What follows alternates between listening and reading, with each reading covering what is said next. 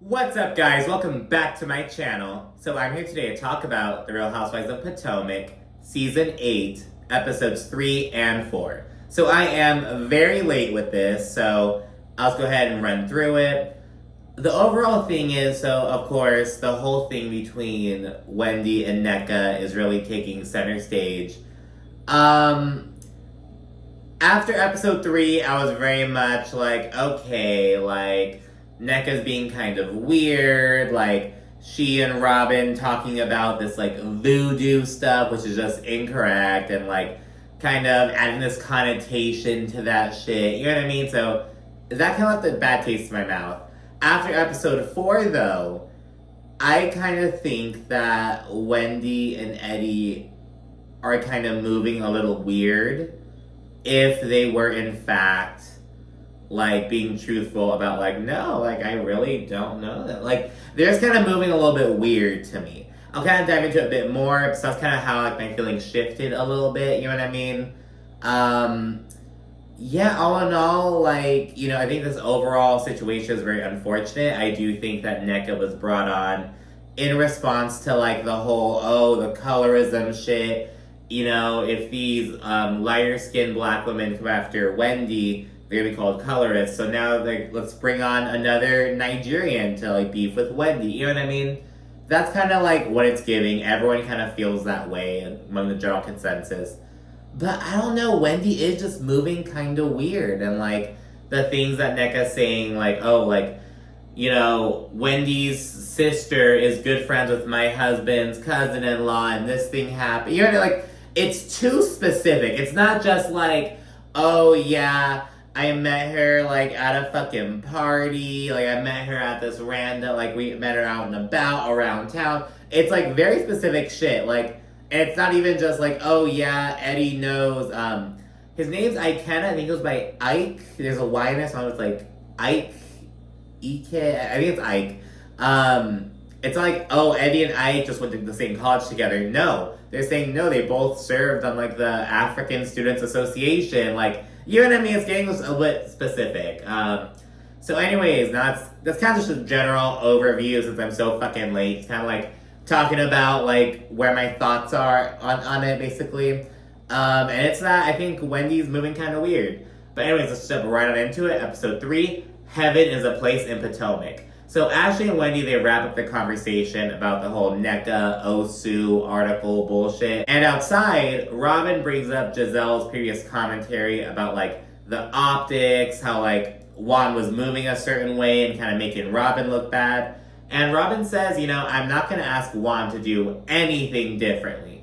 I'm not going to ask him to like lead his life a certain way just because I'm on TV, blah, blah, blah. And just kind of saying, it's not my problem. I'm not going to bother myself with it. Then Giselle prompts Karen and Robin to chit-chat, and they go inside. And they essentially agree to, like, not spread lies about the other. And Karen, she asks Robin, like, I have 2 questions for you, then I'm done with it. Are you legally married to Juan? And is your marriage traditional or is it open? And she's like, we do not have an open marriage. And yes, we're legally married. So she says that. They basically agree, like, don't talk about me, I won't talk about you. We're all good. Meanwhile, back at the table, Ashley, she mentions Wendy's new show that's coming up. And Wendy fills them in. And I think she launched it. I saw something in, like, my YouTube recommended a little while ago. But it came a couple days after, like, the season premiere. I think it premiered, like, the same week when Potomac came. But it's like, you have to have that shit go out the same day. You know what I mean? Like, you need to, like, time that shit. And Wendy also struggled with that, with, like, the candles, like, you know, you want to have it out by the time it's on the show. You know what I mean? Because now you're getting all this free promo, but no one's, you know what I mean? And I don't know. She has to work on that a little bit, but, you know, she's a multi-hyphenate. She wears a lot of hats, you know, but if she's got to dive into business, she needs to get that shit together. You know, she needs to prioritize that hat a little bit more. But anyways, Wendy fills them in about the new show, and she says that her show vibrates really high because some of the ladies, like Giselle and Mia, they're kind of just ignoring her, paying her dust and whatnot. So she's like, yeah, you know, it's not for everyone. Like, it vibrates very high. Mia, she then groans about how Wendy wants, like, nothing to do with her. And Wendy's like, well, I mean, would you want anything to do with someone who threw a drink at you? And just kind of going back and forth. She like explains her stance essentially. And Mia, she asks like, oh, well, Wendy, you're all about women's empowerment. So why do you choose to beat me down on your first chance? Why don't you uplift me, Wendy? And Wendy's like, because you're slow. You're too low down to uplift. You're too low down. You're slow. So that happens. We'll get more to that in a little bit. Mia then says that Wendy attacks people's intelligence to make herself feel good. And I had Wendy's back all last season.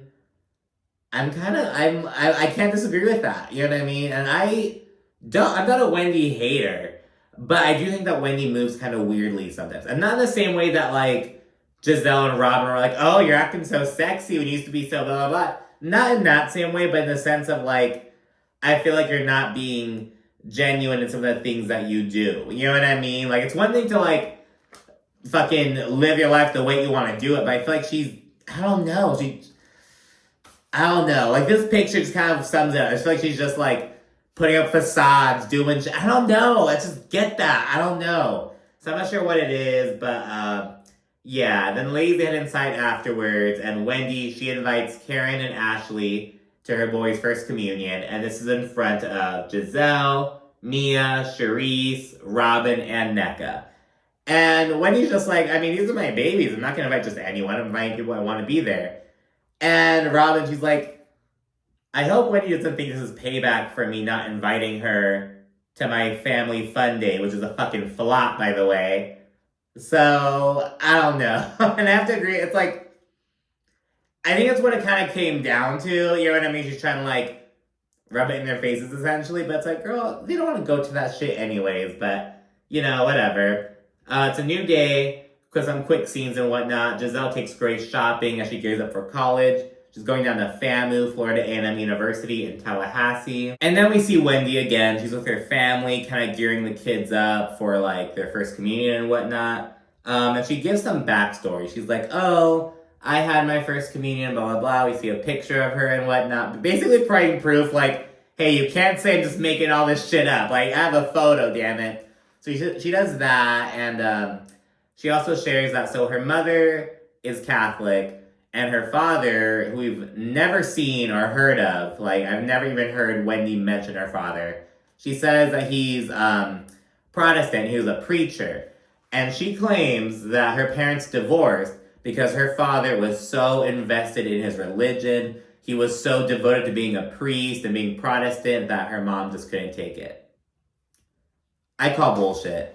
That smells like a euphemistic lie. Like, my parents did, because he was just so devoted to the church. I call bullshit. The next scene is Mia having Karen over to her new place, and Karen, she hugs Mia's kids and whatnot, but she still kind of gives Mia this awkward, like, air hug kind of thing, and Mia's on her city living vibe, you know? She's getting the kids ready on their scooters. G's gonna, like, take them down to, like, enjoy that and whatnot. They got rid of their nanny. Just, you know, having to, like, dealing with their new normal, you know what I mean? But, you know, Mia seems to be taking it in stride and whatnot. They then discuss Wendy's vibes at Ashley's party. And Mia, she's like, oh, her saying that I was slow was just so hurtful. And she brings up her son, Jeremiah, as her second-born, her first child with Gordon, or her second-born overall, you get me? She brings up how he has a speech delay and he has an IEP, an individualized education plan. And yeah, and she's like, that's why I don't really fuck with that. And like, you know, I heard kids like bullying him and like calling him that, and it's just not okay. And a lot of people, so later on, Ashley, she's like, I don't think Mia's really upset. I think she's just bringing this up to kind of like get back at Wendy, essentially. Karen, she like kind of takes up for Wendy. She's like, oh my gosh, I didn't know that. And she's like, you know, but Wendy doesn't know this either. Like, I think Wendy's a compassionate person. I don't think she would have said that if she had known. Like, and that's the thing. You never know. You know what I mean? So it's like, I don't think that's much of an excuse, but she wasn't talking about your son. You know what I mean? But it's like, Mia's kind of putting 20 on 10 to an extent, but I do think that she might have a point, at least. You know what I mean? Like, I don't know, because I do think it's kind of an outdated term in a way. You know what I mean? It's kind of like, I don't know. You use that same fucking argument. Oh, I don't mean it in that way. I meant it in this way. But it's like, I don't know. So I do kind of see it in that sense, but is Mia putting 20 on 10? Yes. And after Karen kind of like sticks up for Wendy a little bit, Mia's like, oh, you like to hump the fence. And Karen's like, I don't hump the fence. I am the fence. I own the fence. You guys hump my fence. It's like just like her fucking, her tagline, like, oh, I don't ride the fence. You ride me. And it's like, oh my God. No, Candace and Wendy, they link up. Wendy, she introduces Kiarna, her friend, and she's the girl who actually winds up getting in a fight later on. Like, there's some video on social media, and that was Kiarna fighting. She's from Baltimore. She's like a businesswoman. She has like a med spa, like 2 doors down from where they're at. Just got some backstory. After introductions, Wendy fills them in on like how Ashley was telling her about the Nneka stuff. Like, oh, she brought up this article about you being Osu, blah, blah, blah.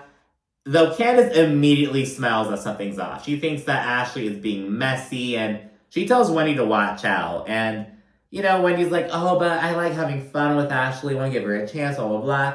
And Candace is like, I like having fun with Ashley too. She's a fun girl. The problem is she's going to stab you on the side of your ear. And I thought that was so clever. Like, at first I was like, what? And I'm like, no, it's like, she's not even gonna wait for you to like turn your entire back. You know what I mean? Like the moment you like ease up, she's gonna stab you inside your ear. And that's ultimately what basically happened. You know what I mean? And yeah, Ashley and Karen then go shopping. And Karen clocks that Ashley and the others are kind of trying to ice Candace out a little bit. She also mentions Michael's $2 million lawsuit against Candace, but Candace isn't answering any questions. Ashley says that Michael isn't talking about it. They're both kind of tight-lipped about it, allegedly. Who knows what Ashley knows. Although I think Michael will be smart enough to be like, no, like, we're not even, like, why would I tell Ashley about this shit? You know, so she can bring it up on the fucking show? Like, no. So I think that may be happening, but anyways, Karen then tells Ashley about how Mia's hurt by how Wendy called her slow and blah, blah, blah. And again, Ashley kind of calls bullshit. And afterwards, Ashley tells Karen about the whole Nneka, Wendy, Osu bullshit, and she admits that she may have implied that Nneka said that Wendy was Osu. And she's like, I misremembered. I put too much sauce on it. Bitch, you lied. You lied. I put too much sauce on it. You lied, bitch. Like, what? Like, I don't know. It's like, girl. But anyways, after Wendy's son's first communion, the family segues to brunch. We see Wendy's mom, and this initiated a whole discourse on skin bleaching. I know, so colorism is like a worldwide issue across cultures. I also know that skin lightening creams are a big issue in Nigeria, India, and South Korea, and a bunch of other places as well, but like those are some like hot spots I've heard of. And don't confuse skin lightening with skin brightening. Skin brightening is like the glow, like vitamin C shit, the brightening, like it's just like that glow. Whereas skin lightening is what it sounds like. It's like the bleaching, the lightening of it to get the lighter. You know what I mean? I don't know. This caused a whole bunch of discourse about it. People speculating whether Wendy's mom bleached her skin or not. I can say that once on Housewives Twitter and once on Reddit, I saw some other discourse from some Nigerian Housewives fans about whether Wendy herself was in that, you know what I mean? There's been talk, and I've seen some stuff, some speculation. I'm not gonna, I'm not gonna fucking touch that shit. I'm just letting you know that, like, there's a bunch of discourse around it. And yeah. But anyways, going back to the overall get-together, Karen, Candace, Kiarna, and Ashley with their fucking titties out. What did she name them? Charity, no, what were their names? Demi and Diamond. I was like, what? Why the fuck did I think it was Charity? Demi and Diamond. So yeah, they show up. Ashley, she's like, oh, I haven't learned how to dress my new titties yet. And Candace is like, you cover them up. Like, it's like, girl, throw a fucking jacket on it. Like, girl, like, her boobs are pouring out of that fucking dress. And yeah, we're sitting down. Candace gives another we can be civil speech about Ashley. She's given like fucking 9 of them so far. And yeah, Karen invites everyone to an upcoming pickleball event before Ashley admits that Nneka did not call Wendy Osu. And Wendy's all confused. She's like, Ashley, you said she did. But Ashley's like, no, I didn't say that she said you were Osu. I said she brought it up, blah, blah, blah, like, whatever. But, so Ashley does kind of own her shit. She's like, I misrepresented that. Girl, you made that shit up, bitch. But, you know, whatever. We then flash to Robin and Nneka. They link for Capri Sun cocktails. I'm like, girl, what the fuck is this shit? Like, it seems like a pretty decent fucking restaurant. Like, why are there these fucking Capri Sun cocktails? That's weird. That is very lowbrow. I'm sorry. It's like, I don't know. It's fucking weird. But anyways, there's then some chit-chat about whether Wendy and Nneka know each other. Nneka says, oh, well, I know of Wendy, but, like, I don't know her. So she's not even claiming to know Wendy. Like, she's like, oh, I just know of her. Wendy, she's like, oh, that was my first time meeting her at Ashley's. You know, if she knows me, that's different. What do you mean? How would someone know you, but you not know them? Like, and then Nneka says, no, like, my husband, Ike, he has a cousin, Lebe? Lebe? I think it's Lebe. Lebe, I'm not sure. She has a cousin, and a cousin-in-law, I should say, and she is very good friends with Wendy's older sister, Ivy. They're, like, really good fucking friends. And so it's like, you don't know of them at all? You know what I mean? It's like, I don't know. It's just so fucking weird. I know when it comes to, like, whether you know someone or not, things can kind of construe, but Nneka's saying, yeah, I know of her. I don't know her. Like, I've seen her in passing. But yeah, even though Nneka is saying that she doesn't even know Wendy like that, she still thinks that Wendy's acting brand new. Wendy's like, I have no idea who this bitch is. Never met her before in my life, blah, blah, blah.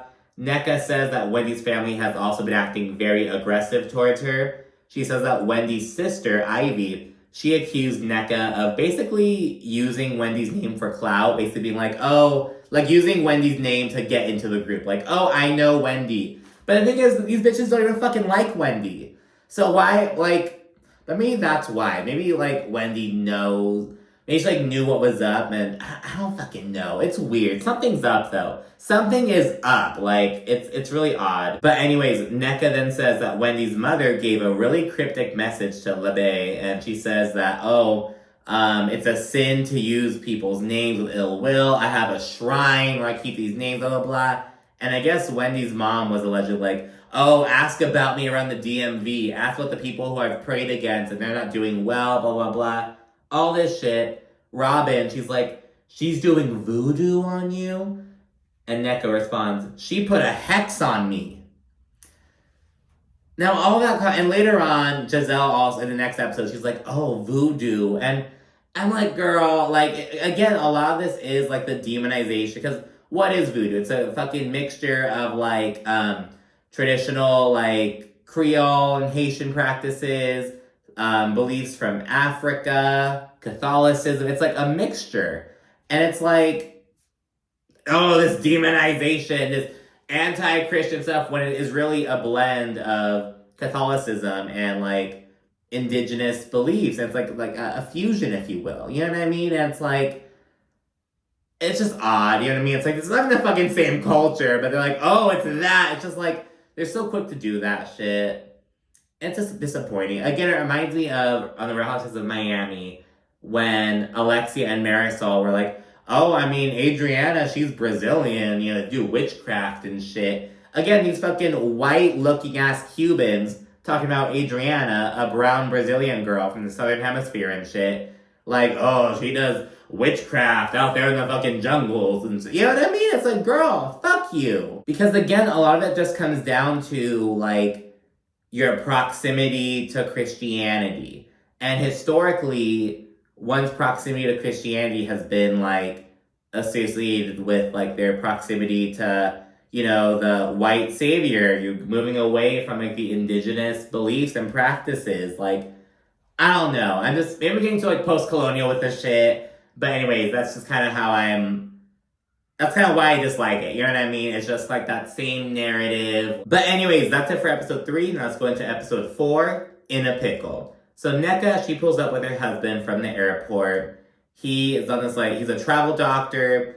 He goes out for like 1 week. Then he comes home for 1 week. And then he goes out for another week. So it's like 2 weeks away working and like a week off in between. Like that's this kind of vibe, I guess. They're still trying to like have a baby, so she's tracking when she's ovulating, all that stuff. Karen, she calls them and invites them to pickleball, where everyone will be. Nneka and Ike, they discuss Nneka's cousin-in-law's weird interaction with Wendy's family. Cause so her cousin-in-law, she's saying that like Wendy's sister called her and she had a weird experience with her. Then Wendy's mother called her, and the whole shrine shit came up. And Nneka suggests that Wendy's trying to prevent her from interacting with the women. And, you know, her husband suggests that, like, you know, rather than seeing you as, like, another Nigerian woman, I think they're kind of like, oh, you're someone who can replace me. You're, like, a threat to me. Like, this is, like, my thing. You know what I mean? So that's how they're kind of framing it. We also learned that Ike and Eddie allegedly knew each other from University of Maryland, College Park. And Nneka says that Eddie unfriended Ike after, you know, Wendy's mother called his cousin. It was like, you know, following that shrine call, he found out that Eddie unfollowed him on Facebook, unfriended him on Facebook. So yeah, it's kind of weird. We then see Robin and Giselle, they link up for lunch. After some small talk and whatnot, they discuss how Juan is going to be rolling up to Karen's pickleball event. And everyone's like, of course he's gonna show up. He has no fucking job now. He's unemployed. He needs that fucking check. So, that's kind of vibe. Then, we learn that Giselle and Juan had a discussion while... So, Giselle and Robin were out in Atlanta doing something for Reasonably Shady. And Juan just happened to be there, because again, he's fucking unemployed, so he's gonna fucking tag along when he can. So they chit-chatted, and Giselle says that Juan went in on her for basically not believing the stories that he, like, for not believing the shit that Juan was trying to feed the world, essentially. Giselle says that Juan yelled at her, all this stuff, and Robin's like, no, he has really bad hearing. He, like, his years of coaching and stuff, it, like, hurt his hearing. Like, just making all these excuses. Juan was basically like, I did not have sex with that woman, like, full Bill Clinton mode and shit. Then Robin tells Giselle about what Nneka told her, you know, which was supposed to be in confidence, but she spills the beans. She's like, oh, Nneka saying that Wendy's mother, like, was making these, like, cryptic comments and has this shrine, blah, blah, blah. And Giselle, who claims New Orleans, she used to spend the fucking summers down there, her, like, I think her mom's side is from there. She's like, oh, it's voodoo. I'm like, girl, you like, it's not... Again, it's a demonization of non-Christian, I can't even say non-Abrahamic, non-Judeo-Christian religions, you know what I mean? And they both say, oh, but aren't Wendy and Nneka from the same tribe? And is tribe the right word? Like, I know it's like an ethnic group, but that's not really a tribe. You know what I mean? Is it? Is it a tribe? I don't know. Can we say if they're from the same tribe, it sounds like, you know, like so small, but it's like, no, they're from like an overall like ethnic group of people. I don't know. So like, talk about that and like, oh, is Wendy trying to be like the only Igbo person that we know? Like, I don't know. It's kind of weird. Candace is at home with her mother, and she says that, you know, her doing her music career and kind of taking off with that is kind of leading her mother to like kind of treat her with more respect. I'm like, is it the music career, or is it just that like you kind of like you know, you aren't like living in like her home anymore, you know what I mean? And I know it's like she was paying for it, but I do think that to Dorothy that would like have that aspect, you know what I mean? Like, oh, you're living in my house still, in a house that like is under my name, you know what I mean? But I think that can have a factor into it. I know that like not this past reunion, but the reunion before that, the one where Nicki Minaj, that was like a fucking fever dream, by the way. Candace revealed that like she cussed her mother out, and Candace actually got emotional. She was like, I should not have talked to her that way. So like, she basically laid on the law with Dorothy, essentially. I think that could maybe have an impact. I don't think that Candace's music career has shit to do with Dorothy allegedly treating her with more respect, you know what I mean? If that is the reason, it's kind of fucking weird, but, you know, whatever. Candace then tells her mother about, you know, the previous promotional tour that she did and how, like, it cost a lot of money. She had to, like, put a lot of investment into it. But it paid off because now this tour, like, she's hitting more cities. She's selling out more shows. So, basically, you gotta spend money to make money. You know what I mean? You gotta invest in that shit. And Candace mentions how Chris dislikes, you know, how much money her tour was. And this prompts Dorothy to ask, well, what is he doing for money? Like, is he making money from his virtual cooking classes and his, like, private things? Like, asking the questions, you know what I mean? And Candace acknowledges that, you know, just last year, she was bitching and moaning about how much he was working. He was working like these 12-hour shifts at this, like, upscale-ass fucking restaurant. But Candace hated that he was working so often, so he quit. And so it's like, I like that Candace is aware of that, because, like, you can't go from bitching about how he's working so much to bitching about how he's not applying him. Like, you can't, like, do that. That's, like, what do you want? But she's not doing that. But, you know, I like that she's aware that, like, okay, I have to, like, this is what I want, you know what I mean? And she acknowledges that, like, it is kind of a double standard, because she is working like crazy now, doing the touring and shit, but it's for the larger purpose, I guess, you know, whatever. And then Candace speaks on where she's with Robin, and Dorothy encourages them to, like, reconcile, but Candace is like, it's gonna be so weird to see her at pickleball. People begin rolling up to pickleball at that point, by the way. We then see Karen and Mia. They inch a little bit closer to that hug, though they're not quite there yet. Yeah, right. No, we're doing this. Oh, we're getting so much better. Candace arrives without Chris, and we learn that Candace and Giselle are not good. Giselle is very angry with Candace following their reunion, when Candace unleashed all of the vitriol on Giselle. So yeah, there's not speaking. Karen, she groups Candace and Giselle with Ashley while throwing Nneka, Mia, and Wendy together. And to be honest, Wendy's acting kind of weird with Nneka. She's like, not like Nneka was like arriving, kind of saying hi to people, and Wendy was like trying so hard to like not make eye contact, to be in her own world, and like to act like there's not a problem when there's clearly a problem. I don't know, it's fucking weird.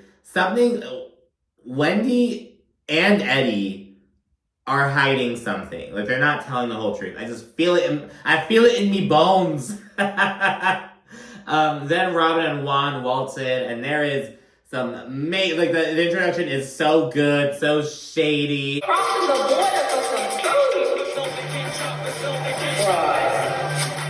He doesn't have a job. Robin, she's wearing this weird ass fucking outfit. Looks like a fucking leotard with like fishnets. And Karen, she's like, oh, what the fuck is she wearing? A pickleball? Like, your vagina's all out. And no one wants it. Not even Juan. And Karen's all like, oh, cut that out. Cut that. Bitch, they did not cut that. They're gonna fuck. The moment you say, oh, cut that, the bitch, no, we're using that. And yeah, Candace, she then says that she's kind of confused about what Robin's issue with her is. But production reminds us real quickly, like, girl, don't act like you weren't, like, popping off after the whole Robin and Juan shit broke. Like, come on now. Then they play pickleball and whatnot. Afterwards, everyone segues to eating and chit-chatting. Karen, she tries giving this speech about, like, oh, we're not on, like, great terms, but I like that we all came together. She, like, gives Robin a special shout-out, and it honestly falls flat. It's like, girl, whatever. Then Ashley acknowledges her little fumble with Wendy and Nneka. She's like, oh, like, while they're at the table, she kind of acknowledges that, like, she kind of led to a little bit of a miscommunication. And after she, like, acknowledges this, Candace asks, okay, well, are you guys all good? Like, are Wendy and Nneka good then, now that Ashley's acknowledging that? And they both kind of say, like, oh, well, I don't really know her to have a problem. Like, there's kind of some awkwardness as they're like, well, you know, whatever. Nneka, though, she then accuses Wendy of, like, having an issue with her. And she brings up the shrine stuff and the family bullshit. And Wendy acts, like, all fucking, like, what? And she kind of, like, starts nitpicking and shit. She's like, wait, but you just said my sister called you, but then you said it was me and my sister, so which is it? Like, really nitpicking the fucking words and shit. Is a really heated back and forth. As Wendy's like doing that shit, like, well, you said this, but well, you said that, like, really just trying to fucking distract from the overall message by focusing on the semantics, you know what I mean? And this leads Nneka to be like, all right, well, let me clear that shit up. And Wendy's like, well, yeah, clear that shit the fuck up. And Nneka's like, I'm clearing it the fuck up, bitch. And then it was like, whoa. And Wendy's like, oh, I'm a bitch. I've been nothing but nice to you, and I'm a bitch. Wendy, on what planet have you been nice to Nneka? Like, you haven't been, like, mean to her, like, egregiously, but you have not been nice. Like, you've been kind of icy. You've been kind of, like, something's up. I'm telling you. It's, like, so fucking weird. Wendy also demands proof of the phone call that her mother allegedly made, and Nneka serves it up. We see it on the screen. She points out that the call was made on Good Friday. So it's like, how fucking Catholic is your mother? She's making these weird-ass shrine comments on Good Friday. Oh, happy Good Friday to you. All this shit. Wendy then calls Nneka a hater. And Nneka's like, what am I hating on? And Wendy does this whole fucking production. Later on, she's like, oh, don't be mad that God put an overtime on me when he clocked out to lunch on your ass. And I'm like, Nneka seems very comfortable and happy. And like, granted, we don't really know her that well, but like, she seems successful. She seems like, what? I don't know. It seems really fucking weird. Robin, she clocks that Wendy's trying to prevent Nneka from, like, saying the entire story. She's trying to, like I was saying earlier, she's, like, nitpicking. She's focusing on the bullshit to, like, distract from the overall message. And I really see that that's what Wendy was doing. She's, like, trying to distract and shit. Because, yeah, it's this whole fucking production.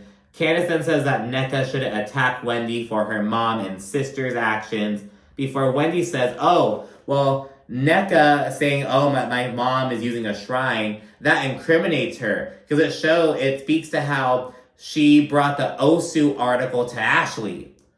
And Ashley's like, bitch, I admitted that, like, I misrepresented that. And it's like, Wendy's not really making sense. You know what I mean? It's like, well, because Ashley said that Nneka didn't say that. I don't know. She's, again, just throwing shit, trying to distract and whatnot. And Nneka says, the shrine comment is a direct relation to what your mother said. It has nothing to do with the Osu bullshit. And as they go back and forth, the others start kind of pushing them to make up. They're like, oh, you guys are both, like, Nigerian sisters. You have to, like, make up, blah, blah, blah. It's like, girl, it's out the window at this fucking point.